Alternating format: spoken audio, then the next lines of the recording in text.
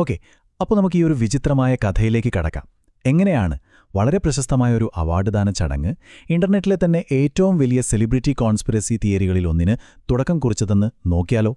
2024 ഫെബ്രുവരി മാസം പാരീസിൽ വെച്ച് ഒരു ലൈഫ് ടൈം അച്ചീവ്മെന്റ് അവാർഡ് വാങ്ങാനായി ജിം ക്യാരി ഒരു പൊതുവേദിയിലെത്തുകയാണ്.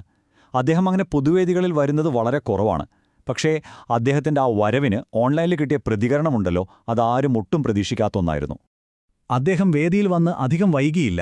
ടിക്ടോക്കിലും എക്സിലുമൊക്കെ ആളുകളുടെ കമന്റുകൾ കൊണ്ട് നിറഞ്ഞു. അദ്ദേഹത്തിന്റെ രൂപം കണ്ടിട്ട് എല്ലാവർക്കും ഒരു ഞെട്ടൽ, ഒരു അവിശ്വസനീയത. ഇത് ജിം ക്യാരി തന്നെയാണോ എന്ന മട്ടിലായിരുന്നു സംസാരം. അതൊരു ചെറിയ സംശയത്തിലൊന്നും ഒതുങ്ങിയില്ല കേട്ടോ. വളരെ പെട്ടെന്നാണ് അതൊരു വലിയ കോൺസ്പിറസി തിയറിയായി മാറിയത്. വേദിയിലുള്ളത് ജിം ക്യാരിയല്ല, പകരം ഒരു ആൾമാറാട്ടക്കാരനാണ്, ചിലപ്പോൾ ഒരു ബോഡി ഡബിൾ, അതുമല്ലെങ്കിൽ ഒരു ക്ലോൺ തന്നെയാണെന്ന് വരെ ആളുകൾ പറഞ്ഞു തുടങ്ങി. അപ്പോ എന്തായിരുന്നു ഈ തെളിവുകൾ? എന്തൊക്കെ കണ്ടിട്ടാണ് ആയിരക്കണക്കിന് ആളുകൾ ഇതൊരു വലിയ ഹോളിവുഡ് ഗൂഢാലോചനയാണെന്ന് വിശ്വസിച്ചു തുടങ്ങിയത്? നമുക്ക് നോക്കാം. ആളുകൾ ആദ്യം തന്നെ ചൂണ്ടിക്കാണിച്ച ഒരു കാര്യമാണ് അദ്ദേഹത്തിന്റെ കൈയുടെ ഉപയോഗം. സംഭവം ഇതാണ്: ജിം ക്യാരി വർഷങ്ങളായിട്ട് ഒരു ഇടംകയ്യനാണെന്ന് എല്ലാവർക്കും അറിയാം. പക്ഷേ അന്ന് ഓട്ടോഗ്രാഫ് കൊടുത്തത് വലതു കൈകൊണ്ടായിരുന്നോ?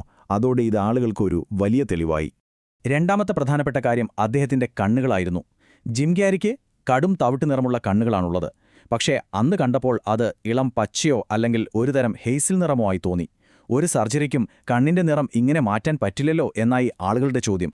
അപ്പോ ഈ കൈയും കണ്ണും മാത്രമായിരുന്നല്ലോ പ്രശ്നം. 62 വയസ്സുള്ള ജിം ക്യാരിയുടെ മുഖം ആകെ വീർത്ത പോലെ തോന്നുന്നു.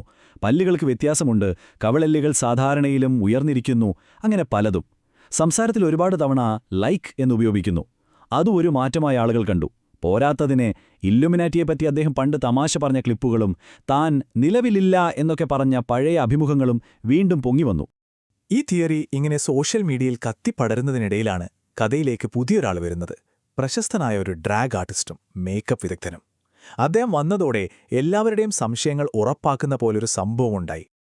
അലക്സിസ് സ്റ്റോൺ, അതാണ് അദ്ദേഹത്തിന്റെ പേര്. ആളൊരു സാധാരണ മേക്കപ്പ് ആർട്ടിസ്റ്റ് അല്ല.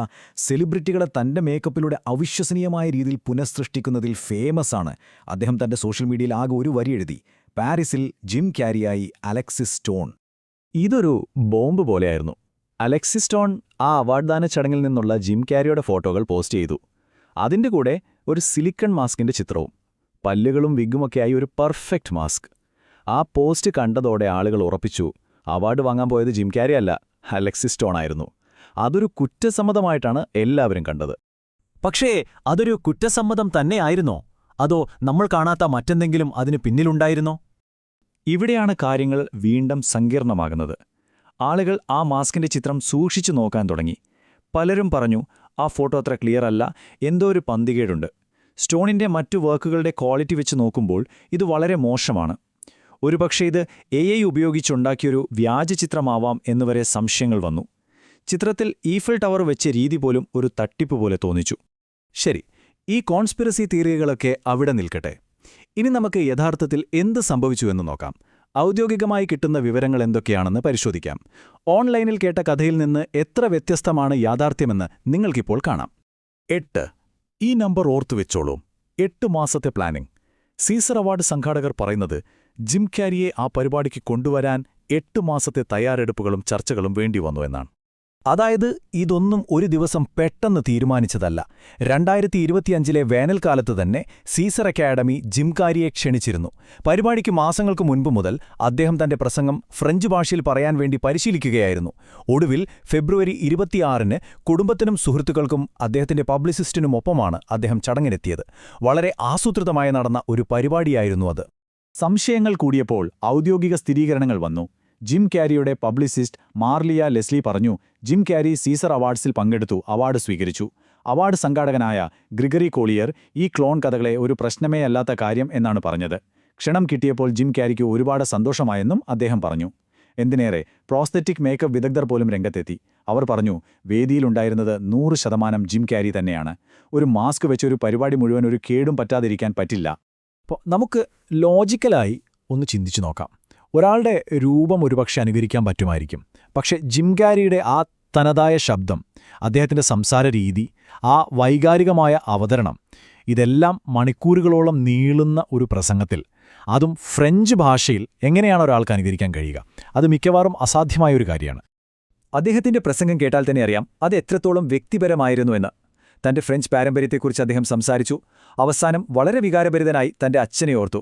അദ്ദേഹം പറഞ്ഞത് ഇങ്ങനെയാണ്: അവസാനമായി ഞാൻ കണ്ടതിൽ വെച്ച് ഏറ്റവും തമാശക്കാരനായ എന്റെ അച്ഛന് നന്ദി.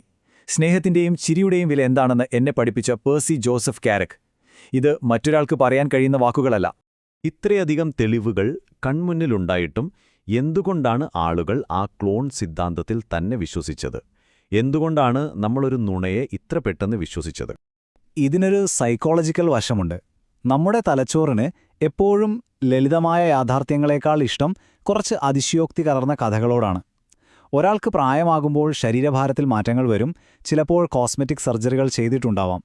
ഇതൊക്കെയാണ് സത്യം. പക്ഷെ അതിനേക്കാൾ എളുപ്പം അതൊരു ക്ലോണാണ്, ഇതൊരു ഹോളിവുഡ് ഗൂഢാലോചനയാണ് എന്നൊക്കെ വിശ്വസിക്കാനാണ്. ഇവിടെ ഏറ്റവും വലിയ വിരോധാഭാസം എന്താണെന്ന് വെച്ചാൽ, ജിം കാരിയുടെ പഴയ ചില വാക്കുകൾ തന്നെ അദ്ദേഹത്തിനെതിരെ തിരിഞ്ഞു. തന്റെ ഈഗോ ഇല്ലാതാക്കുന്നതിനെക്കുറിച്ചും താൻ മരിച്ചവനാണെന്നുമൊക്കെയുള്ള അദ്ദേഹത്തിന്റെ ചില തത്വചിന്താപരമായ സംഭാഷണങ്ങളുണ്ട്. ആളുകൾ ഇതെല്ലാം എടുത്ത് അക്ഷരാർത്ഥത്തിൽ വ്യാഖ്യാനിച്ചു. കണ്ടോ, അദ്ദേഹം തന്നെ പറയുന്നുണ്ടല്ലോ അദ്ദേഹം ജീവിച്ചിരിപ്പില്ല എന്ന്. അതുകൊണ്ട് ഇത് ക്ലോൺ തന്നെയാണെന്ന് അവർ ഉറപ്പിച്ചു. അപ്പോൾ ഈയൊരു സംഭവം നമ്മളെ ഓർമ്മിപ്പിക്കുന്നത് വളരെ പ്രധാനപ്പെട്ടൊരു കാര്യമാണ്. ഇന്ന് നമ്മൾ കാണുന്നതൊന്നും വിശ്വസിക്കാൻ പറ്റാത്തൊരു കാലത്താണ് നമ്മൾ ജീവിക്കുന്നത്. ഡിജിറ്റൽ തെളിവുകൾ കണ്ട് നമ്മൾ യാഥാർത്ഥ്യം എന്താണെന്ന് പോലും മറന്നുപോകുന്നു. അപ്പോൾ ചോദ്യം അതാണ്, കണ്ണിനു മുന്നിൽ കാണുന്നത് പോലും വിശ്വസിക്കാൻ പറ്റാതായാൽ നമ്മൾ എങ്ങനെ സത്യം കണ്ടെത്തും?